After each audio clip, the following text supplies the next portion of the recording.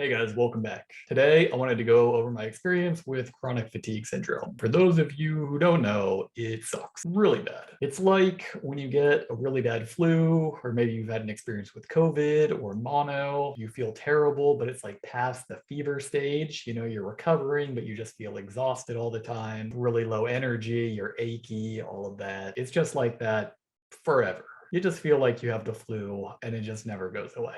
So how did I get it? My son started going to daycare when he was around 2. Like with most kids that go to daycare, they pick up a lot of germs from the other lovely children there. One of the times he came home with some gastroenteritis, which quickly spread to the entire family. We all, got a fever and a bunch of diarrhea, and it's just really unpleasant. Mine lasted a little bit longer than everyone else's, probably because I had been, dealing with a lot of other autoimmunity like Crohn's disease and some other stuff. As I was recovering from it, a lot of the symptoms of fatigue and achiness and everything just never really went away. The achiness stayed, some of the brain fog stayed. A lot of the bad parts of being sick just didn't go away. I lost like 25 pounds. It was not great, right? I went down to like 138 pounds, something like that. The symptoms were bad. I could sleep like 10, 12 hours. I would wake up and still feel exhausted. I would not be functional at all without having any kind of caffeine. So, I'd have like multiple like black teas every morning. Yeah, I never really felt energetic. I never felt clear-headed. I wasn't able to do weightlifting or play sports anymore because I was just exhausted. And like if I actually had enough energy from, drinking enough caffeine, right, I would regret it almost immediately the next morning because I would wake up and I would feel like sick. That small amount of energetic expenditure just wiped me out. All of that, achiness and fatigue and brain fog just got worse. Sometimes it was, the next day I would feel okay, and sometimes it would be like 3 days before I felt okay again. I talked to a bunch of doctors, and the doctors either didn't really know much about CFS. The neurologists, they couldn't tell me all that much other than what I could already read on the internet. And they even did like an MRI, and the MRI was normal. All of the nerve function tests were normal. They just sent me away. They're like, yeah, we can't do anything for you. So really, I just adjusted my life after that, right? I mean, I didn't really have many options. I basically spent a lot of time in a dark room doing work, playing video games, and occasionally coming out to see my family. But I couldn't really do anything, really exciting, right? I couldn't go play sports with my son or like try and teach him sport because like that would just be exhausting. And like I couldn't go with them to like the zoo or to the amusement park or anything like that because I just didn't have the energy. Like I would just be completely exhausted after, walking around for 30 minutes, right? And I would have to go either sit in the car or go home or whatever. And it was just a really, really dark time in my life. While I was spending a lot of time in that dark room on my computer, I, was doing some research. After a while, I found, a couple articles on FMT, fecal microbiota transfer, which, is pretty gross, right? It's it's getting someone else's poop and putting it inside of you, right? It's really gross. But there are a few doctors describing some small trials that they had done with CFS, and it was, pretty effective. I recall it was effective in at least 40% of the cases in remitting the majority of the symptoms. And so that was enough to give me hope and be like, okay, I should try this. And so I kind of committed to it.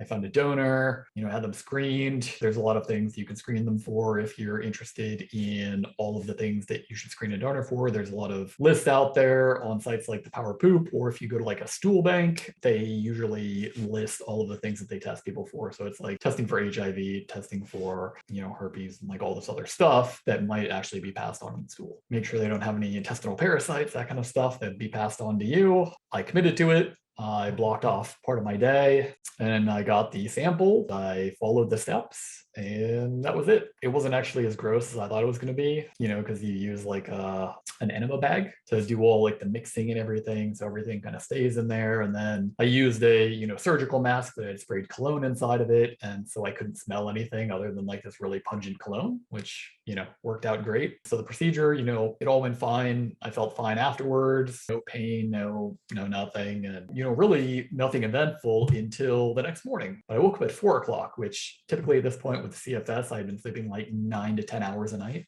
But I woke up at 4, which was like 6 hours of sleep, and I felt super energetic. I felt well. Like at that point, like I didn't remember the last time that I felt well, and I didn't remember when I stopped feeling well. It's pretty bad, right? I had like not been feeling well for at least 3 years, and like just didn't realize that I just like, didn't feel it. I mean, like I felt like the pain and symptoms and everything, but it's just like a an overall feeling of well-being, like your body is like normal, or like at least normal-ish, that I just hadn't felt in a long time. And so I was like kind of awestruck by that. So I, as I said, I had a lot of energy when I woke up that morning. So I went for a run. That was the first time I had gone on a run for a very long time. And I came back, I still had energy, and went through my day, and I told my wife and my kids about, how good I felt. They obviously, saw it, right? The symptoms of CFS, came back a little bit. So the single FMT wasn't perfect. Some of the fatigue, brain fog, some of the digestive issues, like some of it, came back. So I did a second, and then a third, and then a fourth FMT. And I think the fourth one was really where things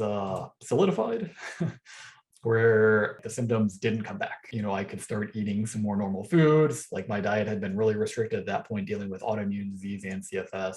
So I was able to start adding in more foods, and I felt good. And I was able to start adding in exercise and, start weightlifting again, and then starting to play soccer again, and all of this stuff. Thinking about it after reading like all of the studies and articles and mechanisms and all of this stuff about gut health. Like I think what happens is when, you do FMT, some of the bacteria from the donor stool colonizes your gut, right? And I think that's, how it's effective over the long term.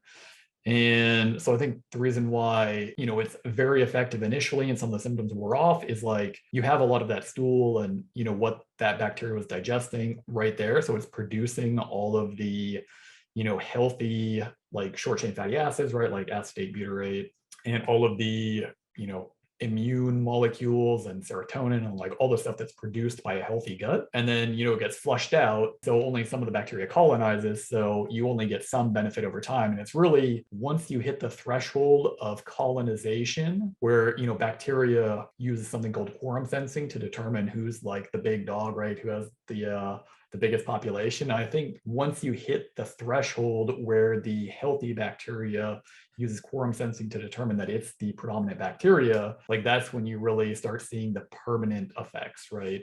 At least that's my opinion. I don't know if science will back it up or not. I just wanted to throw that out there because of that's my experience and like what I kind of got from it from reading a lot of articles. So hopefully that's interesting to you guys. But yeah, so now this video is actually a couple of years after that happened. It is like two years later, and I haven't had any return of CFS symptoms. I haven't had to do another FMT. And actually there's some other interesting stuff that happened after that I can't really explain any other way, like a reactivation of my vagus nerve, which incidentally treated both the autism and sociopathy that I had, essentially had forever. I was like autistic as a child and completely devoid of emotion, and there's a lot of stuff that goes into that. Yeah, I'm going to keep that for another video. I just thought I'd throw that in there. That's really it for my experience with CFS and then how I used FMT to treat it. I'm going to be doing another video on FMT separately. If you guys have any comments or questions, let me know. But really, I hope that this, reaches some people with CFS out there. I hope you guys know that there's hope,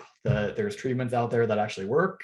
Obviously this treatment is not going to be 100% effective for everyone, but it was very effective for me. And it seems in the building medical literature that it's going to be very effective for CFS as a whole, especially compared to other therapies. Maybe give it a try. I will put some resources down in the links below. Feel free to take a look. Hopefully it helps. And again, guys, if you have any comments or questions, put them below. Otherwise, thanks for watching the video.